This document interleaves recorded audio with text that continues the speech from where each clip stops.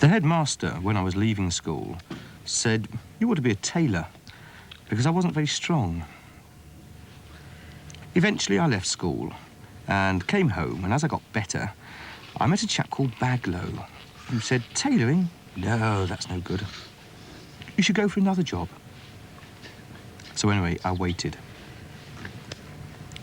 3 months later, shortly after my brother died, I was given the job in Cardiff, which meant I had to go from Newport to Cardiff to do upholstery.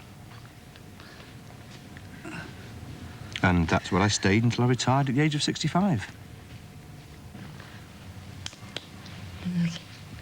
My mother looked for a job for me in sewing. So I started sewing when I was 17. And I did that until I was 21. And then I came home. And I carried on doing sewing work at home. The headmaster asked my mother and father, I'd like Rosa to stay on and work as a cook because I was good at cooking. But my mother and father said no because we lived too far away. So I went back home and my mother wanted to give me a sewing job. So I said fine, and I went in and had a try. But after 1 or 2 weeks of the sewing, I didn't like it, and that worried my mother. But she found me a place at Metoy, making toys. It was a factory.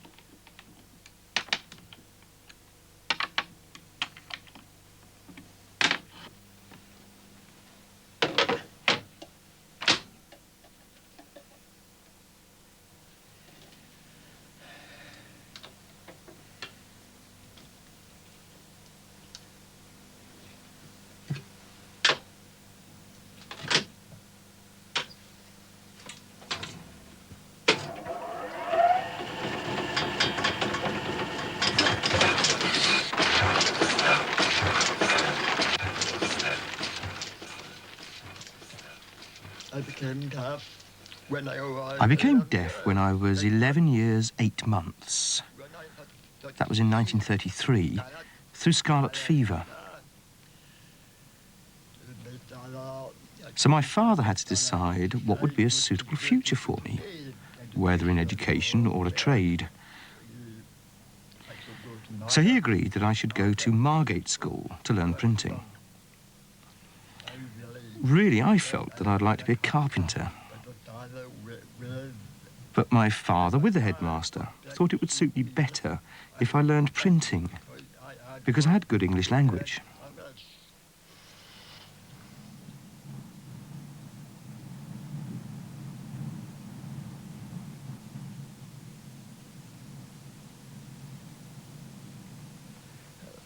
I learned printing in Margate School. I learned printing in Margate School for 3 years. Really, it was part-time. Then I left school in 1937, and I started working near here, just opposite. At the age of 16, that was for 6 years, as an apprentice. Being an apprentice meant that you went to work at 8:30, and you finished when the boss told you. That could be 7, 8, 9 o'clock at night. If the job was there, you stopped until you finished the job. So it was hard work. But as an apprentice, my future depended on that.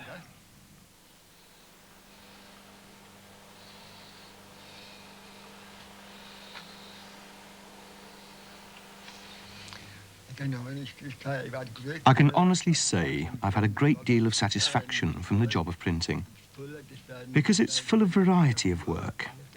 I never get bored.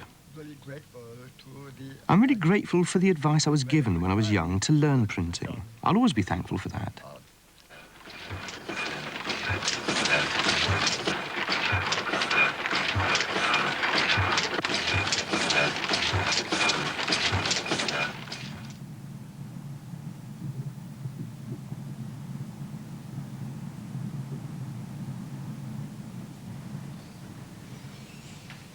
Well, I knew it was impossible for me to work in an office because I was deaf, and my mother and father were deaf as well.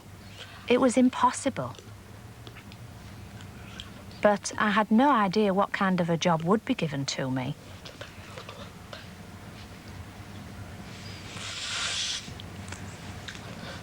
I didn't know till I left school. That was Old Trafford, Manchester. When I was 16, it was wartime.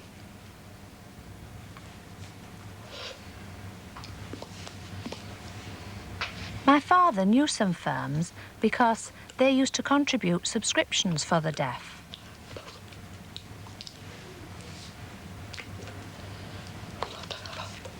The firm that Father decided on was Squirrel Confectionery, the assorted sweet makers.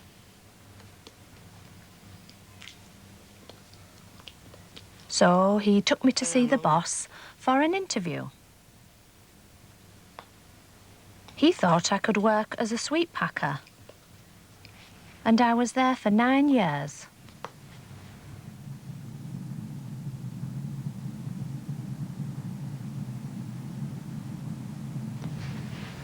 All the jobs I had were really boring.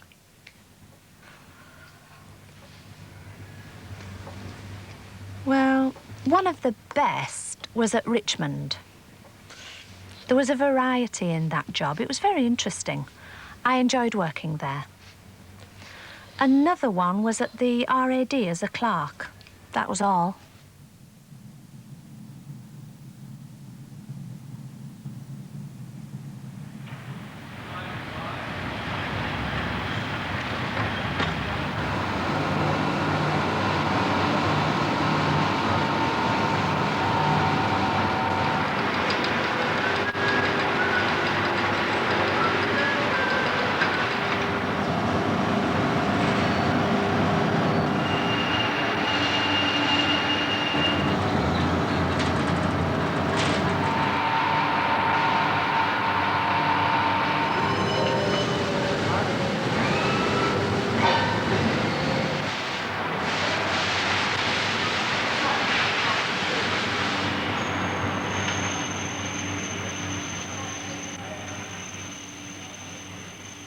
It feels coming here now that there have been some really big changes since I started here 50 years ago. Because, well, now there are more computers. In the old days, you had to push things about on trolleys, operate the machines by hand. Now you just sit at a keyboard. It seems much easier work now with all the modern equipment.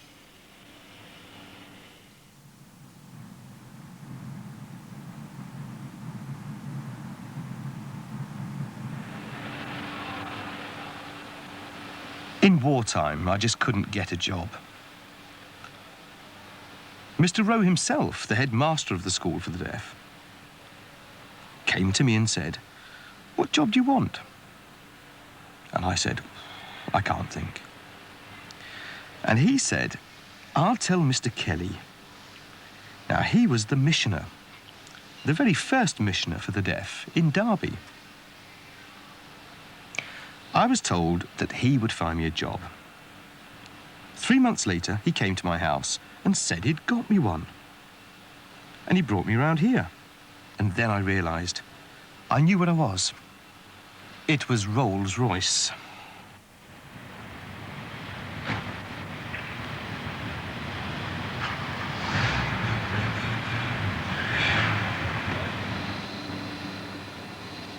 Mr. Kelly said, "Now, don't let me down. You've got an interview with Mr. Ward." And he just went. He was gone. So, what do? I went in and I sat down. And there was this big bloke with a huge belly talking on the phones on his desk. And it was very difficult to lip read him. He was talking there with his big cheeks and his big chin wobbling. And then suddenly he looked up and said, "What's your name?" And I said, "What? Oh, Dennis." So I thought, hang on, I'd better keep my eyes on him. He suddenly said, "Where do you live?" And I said, "Chaddesden." And he said, where did you go to school? And I said, Friargate, Derby. Then he said, how old are you? And I said, 16. How long have you been at the school for the deaf? And I said, well, from 5 till I was 16.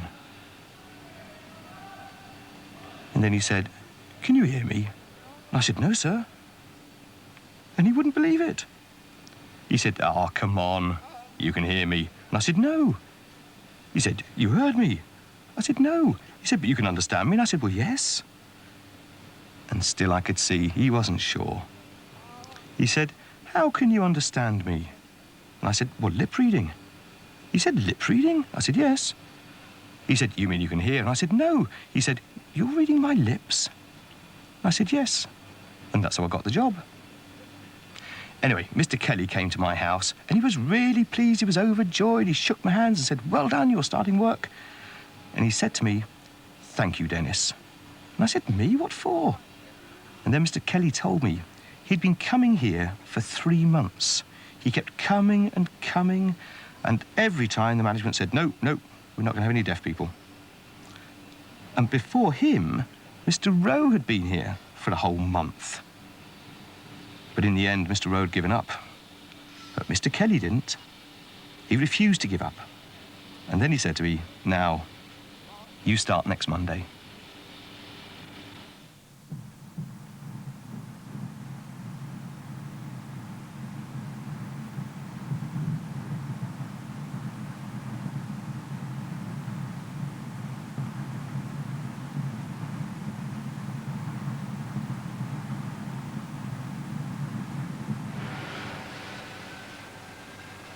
What makes me feel proud is that since then, 20 more deaf people have been employed here.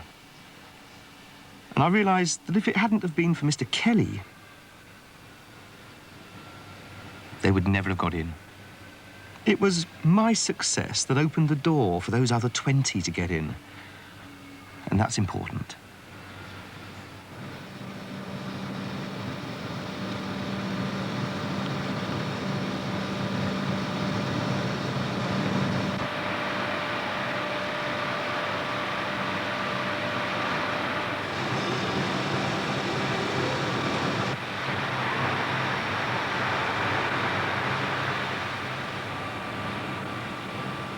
I worked as an apprentice upstairs for 5 years, and I carried on working there 25 years. Now I've moved downstairs to the ground floor, and I've been here for 10 years.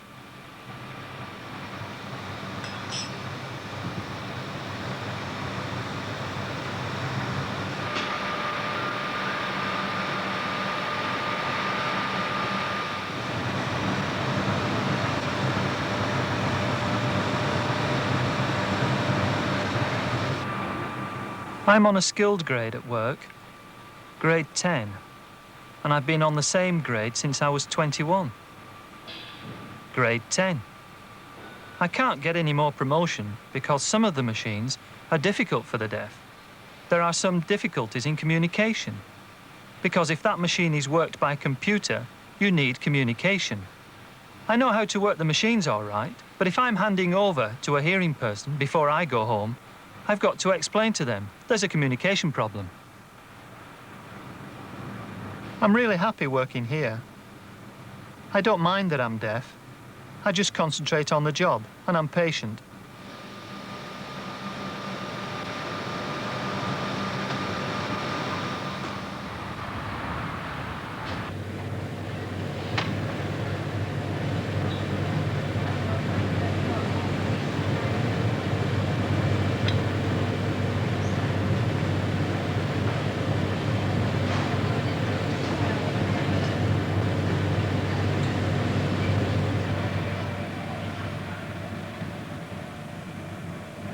I wanted to be an air hostess, but a teacher I asked said, you can't because you're deaf. And I couldn't understand what that meant, deaf. And she explained that you'd have to use a microphone and talk to the passengers. And that's when I realised that being deaf meant I was separate from hearing people and I couldn't mix. I felt lost, depressed, so I had to think about another job. But what? A social worker came with me into the Royal Doulton office and I asked for a job using an electric typewriter. But they said they couldn't and I'd have to do a clerical job. Anyway, I heard that my friend who worked in the factory was getting good money. So I asked for more money, but they refused. So I asked if I could transfer to the factory. So I moved there and worked beside her on the etchings.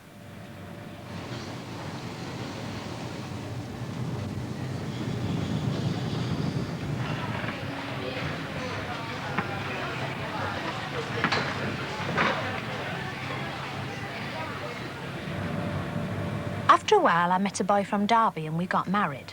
When I moved here, I knew there was a Crown Derby factory here. I asked about a job in lithography, but they gave me a job checking the owls for cracks. I didn't want that. It was too easy.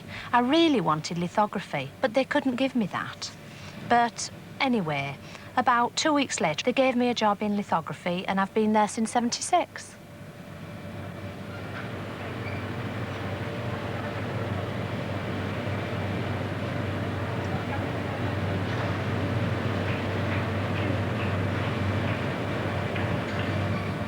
I'm all right on my own. I concentrate on my work. Sometimes I talk to someone if there's anything to say.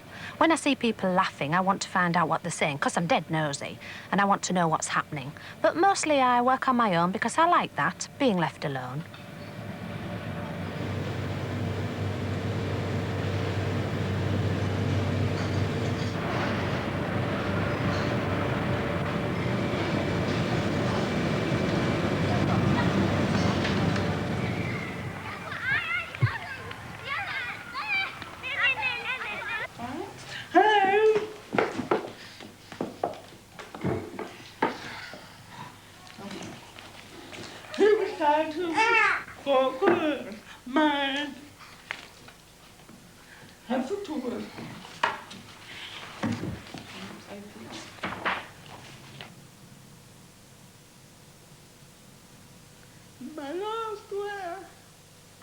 In my last year at university, I was thinking about becoming a teacher.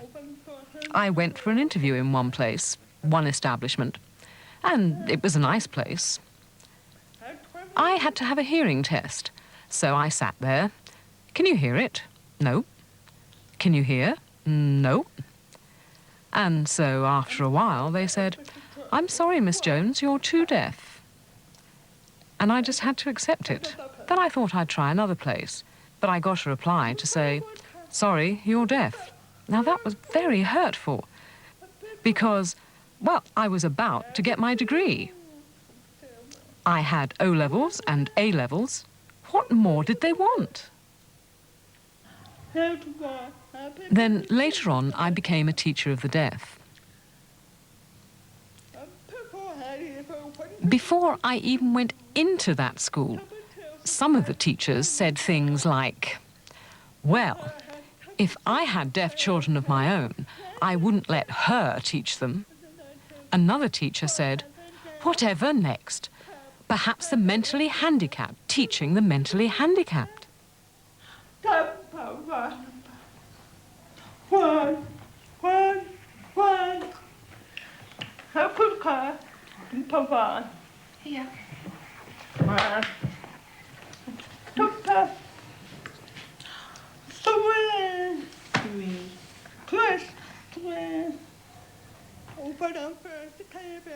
When I first came here for an interview, I had my sleeves rolled up, ready to fight for this job.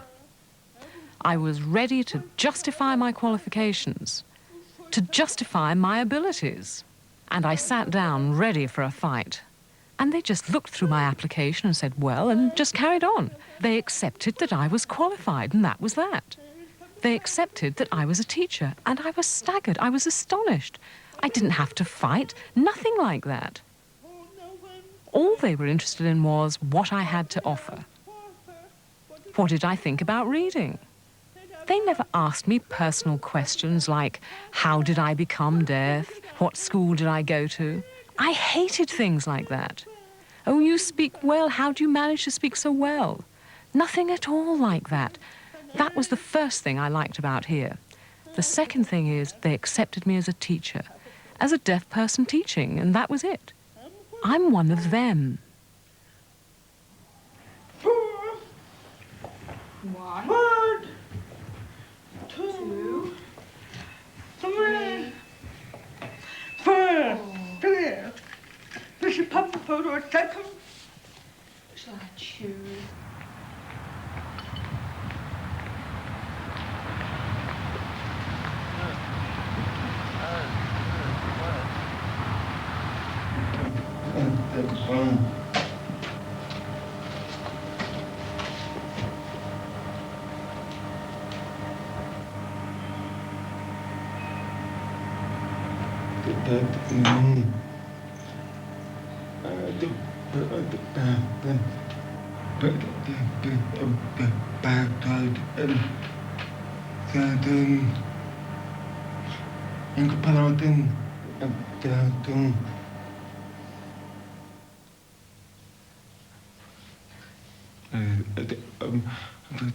After I got my university degree, I got a job as a programmer with the gas board in Birmingham.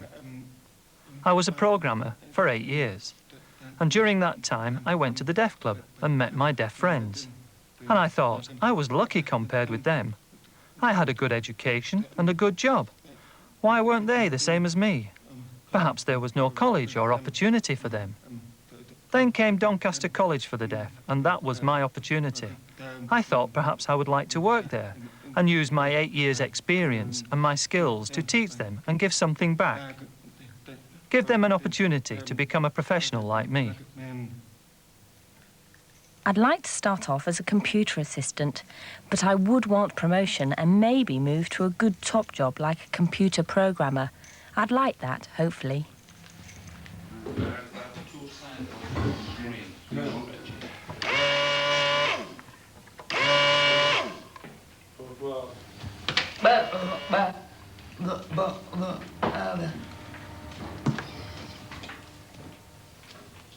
On this course, we concentrate on what the teachers say to prepare us for interviews so that we have confidence when we go. I'd be lost without the college. It's a big help. It gives me the information and confidence to focus on getting a job quicker. I hope when I qualify, my dream is to have my own business and to find a partner and work happily together.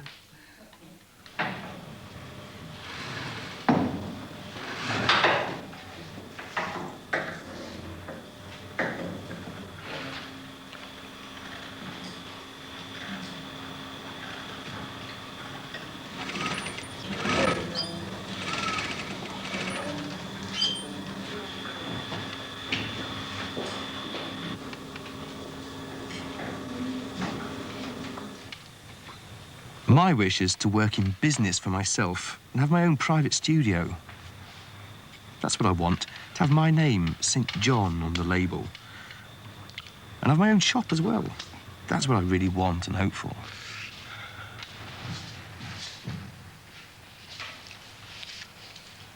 The success rate is very good for the last 2 years. We've had students who've trained here and then gone on to the BTEC National Diploma and then the Higher National Diploma. 2 have gone on to Derby College. 1 went to the Epsom School of Art. And they've been successful because they have confidence. They've known how to carry on with their courses.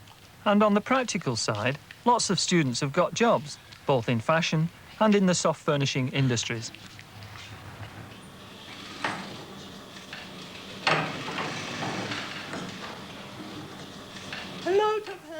A lot of employers have to be persuaded to take this person on. They have to be chatted up. No, I want my children to grow up and to apply for a job without thinking if they're a man or a woman, if they're black or they're white or they're deaf or they're hearing.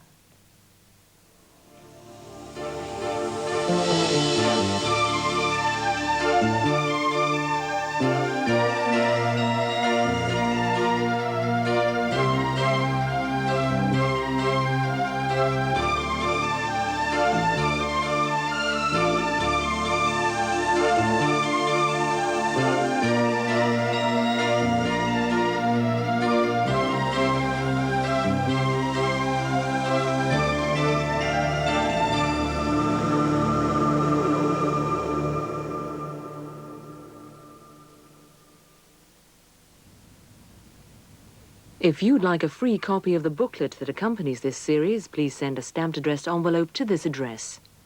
Listening Eye, P.O. Box 4000, London W3 6XJ or Glasgow G12 9JQ. That's Listening...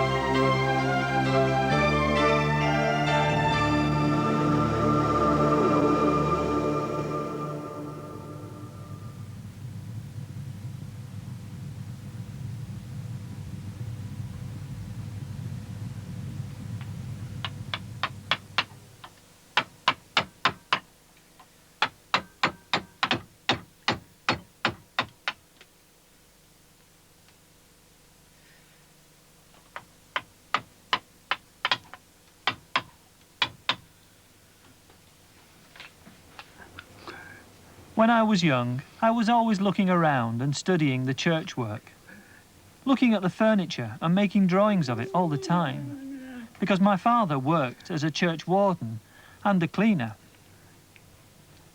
I used to be engrossed and make lots of drawings. I was really keen, and I concentrated on that so much that I became a woodcarver.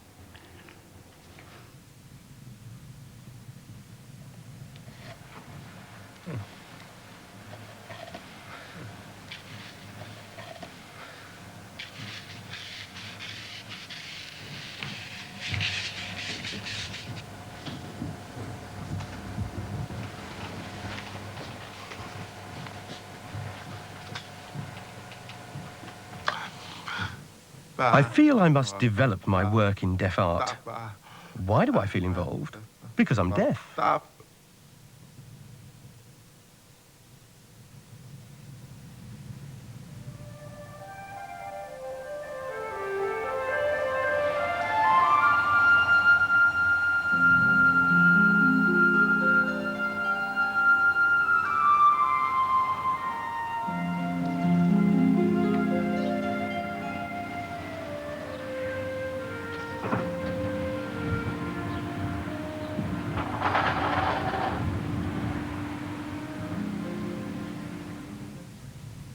I left school in 1937. I wrote a letter to Mr. Thompson, the mouse man of Kilburn, asking for a job. And I went for an interview with my father there to communicate. He showed us all around the workshop. It was really big. I was amazed. Anyway, he said, wait and see. So I went back home and waited for 6 months. Then I received a card. It said I'd got a job at 8 shillings per week.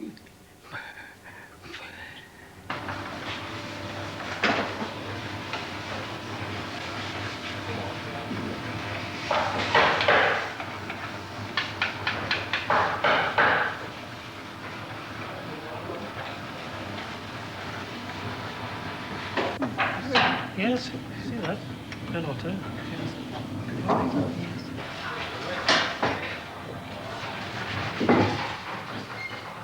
My first job, I came here on the first day. I was working under a deaf man who was 3 years older than me. He showed me around. That was the first thing. I didn't get straight down to work. He showed me inside and outside, around the sawmill, and he said, don't cut your finger on that. You'll be working upstairs making furniture only. So I said, good.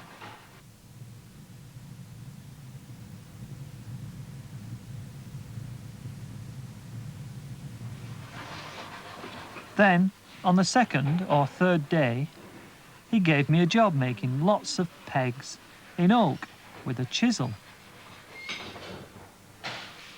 He showed me how, and I copied him. So there I was, cutting pegs. Then the chisel slipped and went into my finger. There was blood gushing everywhere. And I rushed over to Mr. Bowles, who had some first aid. I was shaking my finger, and he told me to suck it. So I put my finger in my mouth. Then later, after he bandaged it up, Mr. Bowes noticed that the work he'd finished on an oak board, a panel, had blood splashes all over it. I was utterly shocked when I saw it. He shook his fist at me, and I crept away feeling very small. Leaf, oak leaves. Acorns, yes. Down the cells, on the top. Fine. Do you remember doing some of these? I was still an apprentice, and I was learning more and more all the time. Different things, carving, making furniture. Then church work, pulpits, screens, and of course, carving a mouse.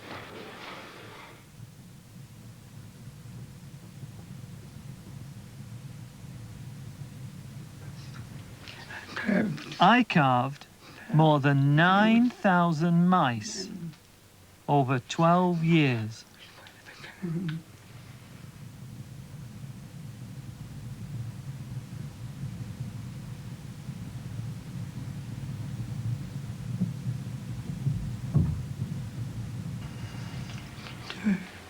During the war, I worked under Mr. Thompson.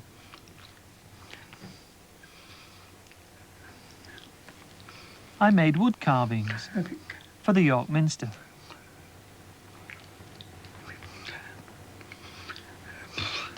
Priest stalls and other things.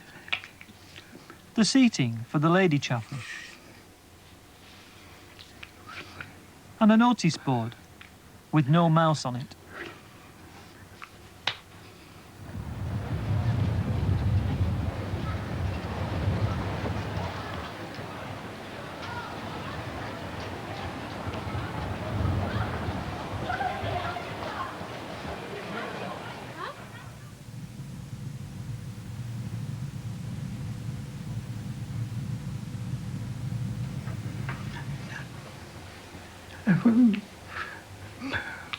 I went and bought a house and land at Hewby, near Easingwold,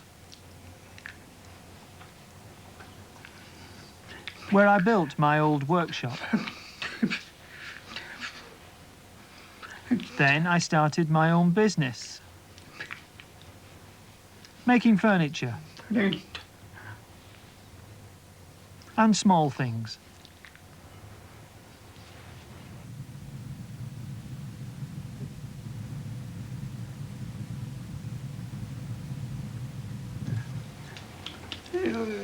My mother happened to spot a lizard in the garden.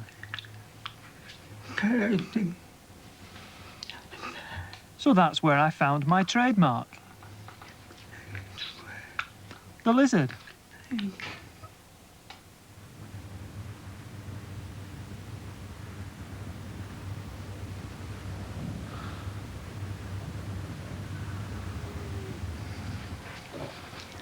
The first thing I made was a reading desk for the Doncaster Chapel for the Deaf.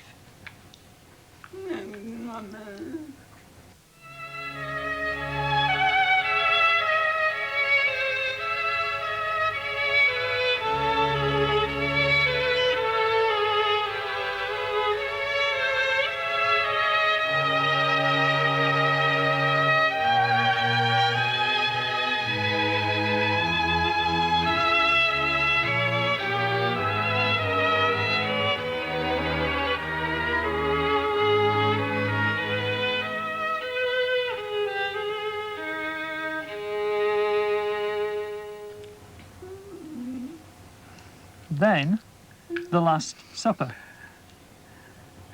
It was about 8 feet long by 3 feet high and 2.5 inches thick. It was made of solid oak in 3 pieces. It was made for Stoke Church for the Deaf.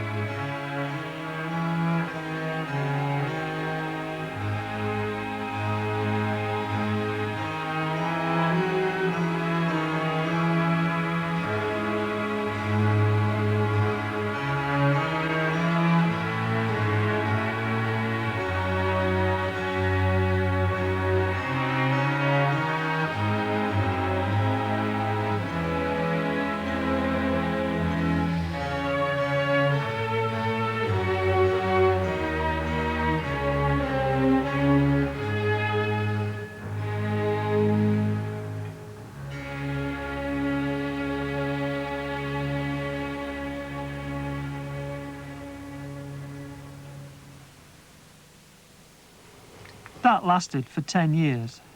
Then I got fed up with all the paperwork.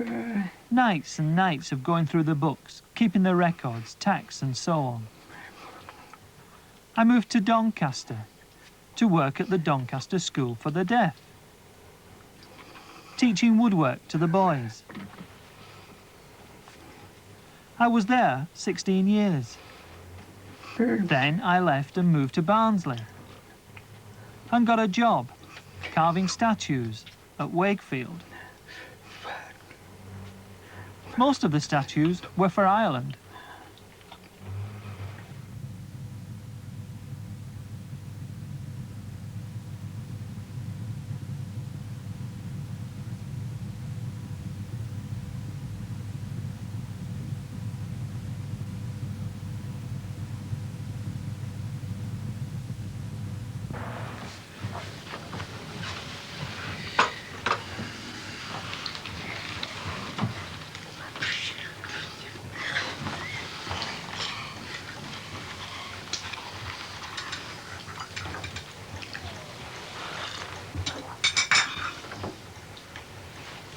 I retired and came here.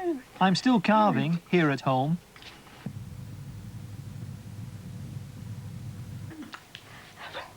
He'll never give up because he's always out there. People never leave him alone. They're always giving him more and more work. That's why he's still there now, for me, finishing the fireplace.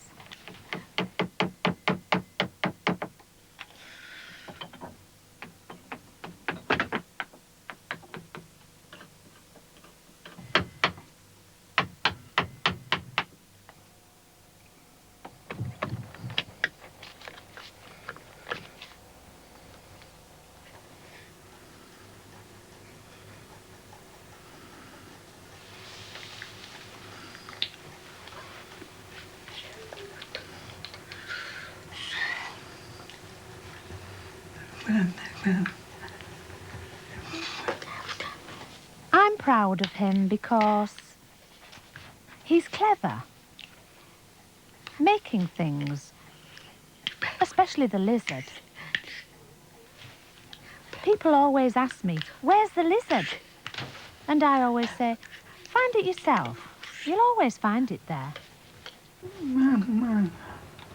I've made lots of things for deaf chapels all over the country. A long time ago. Whenever I go to a club, I always make for their church and have a look around to see if I can spot the things that I've made. Makes me feel very proud.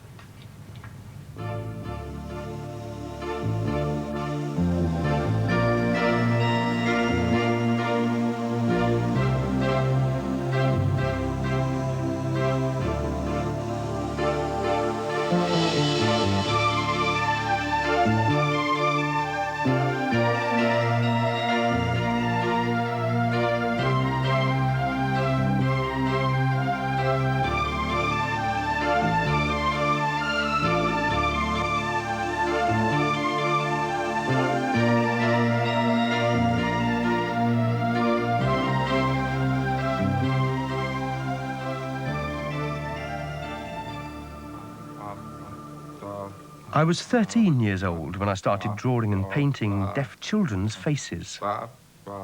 And I learned by practicing and practicing.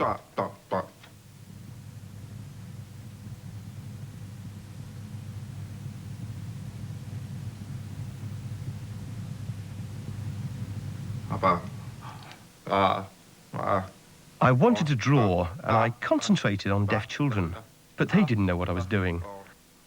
What's Trevor doing? Oh, Trevor's stupid. He's just drawing.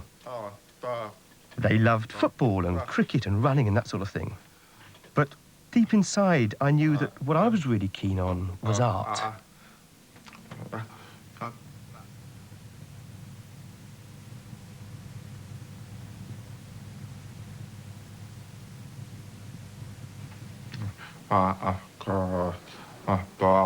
When I left school, I went to Brixton College to do a one-year course. Then I went on to Camberwell School on a foundation course. That again was for 1 year. and then on to a BA in Fine Arts, which took 3 years.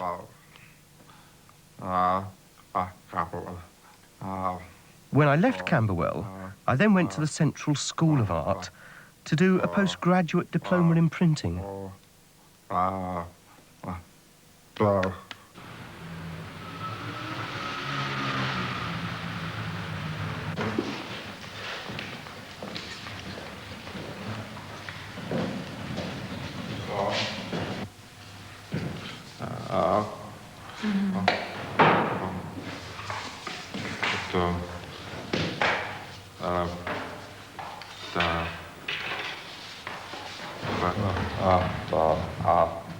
Now I've come back here to teach hearing students.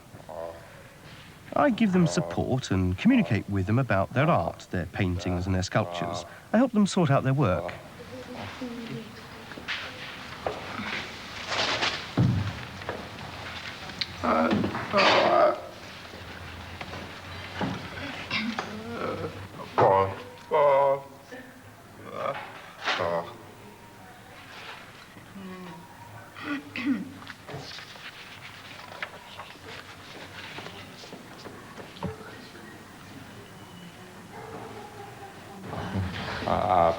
I enjoy teaching the hearing students. We mix well, and I'm teaching them from my personal experience. It's going well. And if it should happen that deaf people will want to come here and learn, then I'll be able to help them in the future. And perhaps the City Lit would take that on board and pay the fees for deaf students to come here.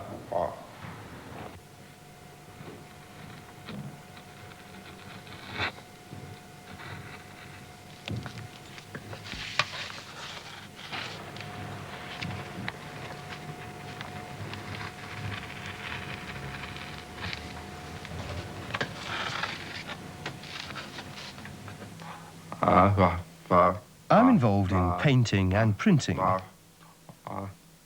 and now writing poetry. And my work is improving.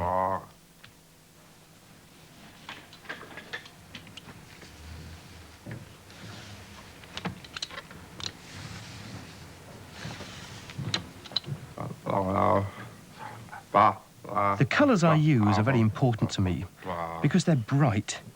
Many people who see them find them stunning, stimulating to look at. They represent how we communicate with sign language and movement. It's the movement of deaf art.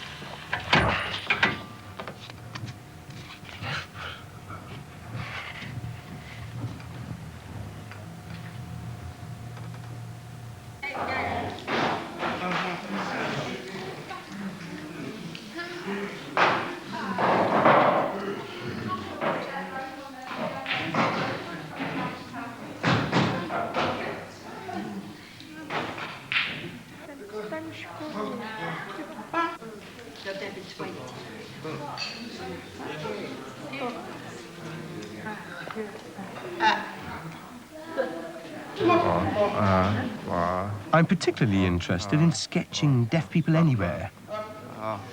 In clubs, centres, schools, at dances.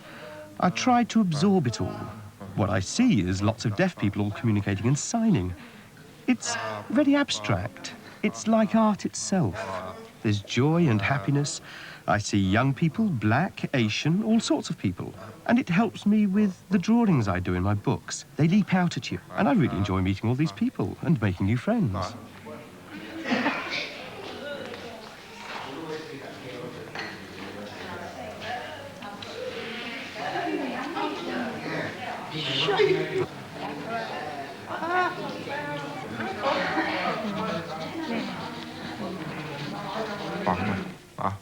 When I started painting, I'm not sure what my work meant to deaf people. Perhaps they simply recognised it as Trevor's work. But I asked them if they could understand it, and I asked them to help me, and we started communicating. And we were able to help each other. I I think if I worked in isolation and they saw me as high-powered and nothing to do with them, that would be sad. I really welcome the help we can get from each other, the feeling of involvement in our deaf art. It's a collaboration.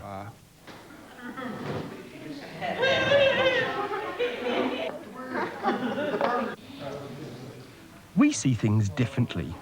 We're all deaf, really deaf.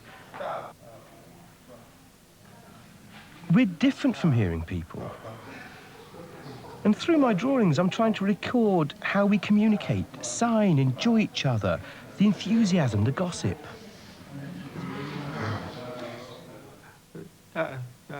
They've seen paintings before, but they've never showed sign language. They were boring, it made them mad and fed up, and they felt they were being discriminated against. But now, at last, there are paintings with sign language, and they feel that art is important for them, being deaf. They can draw from it. It furthers their language. It tells their stories. It celebrates them. It conveys their joy and movement. It communicates with hearing people as well as deaf people. We can integrate and come together through our art, and that's good.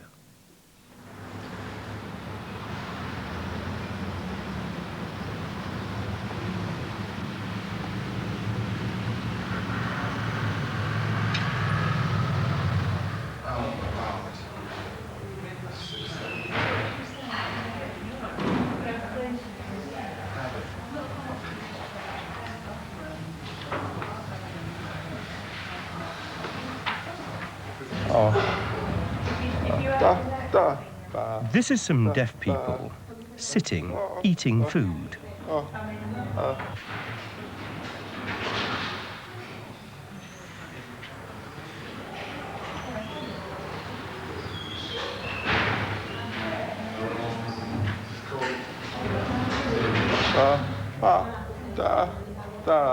When I went to St Nicholas Centre for the Deaf in Wembley, I watched them, and I did some sketches in my book before I started the painting. With those colours and forms, I'm showing the importance of happiness through the shapes of the eyes and the nose, the colours of the clothes and the textures. It shows the four men interacting.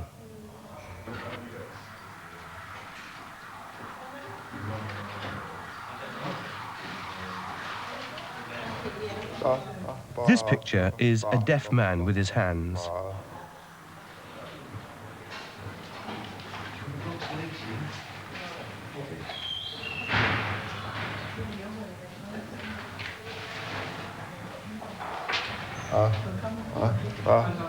I set out to make a print using lithography. But before that, I have to do a drawing and then colour it in my book. What I see is deaf people wearing behind-the-ear hearing aids or body-worn aids, headsets, their faces, their mouth movements, their eyes. I try to show the reality of deaf life.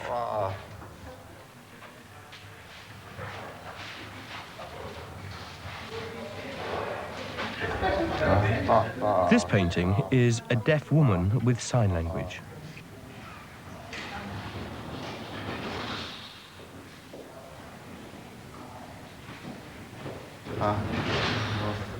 It's a face that's bright with wide eyes. It's strong. It makes a tremendous impact. It's full of power. I want it to communicate her language, sign. It's not just moving lips. It's something that comes from deep inside. It expresses itself through movement. It's very strong. It's beautiful. It's bright. It's sign language.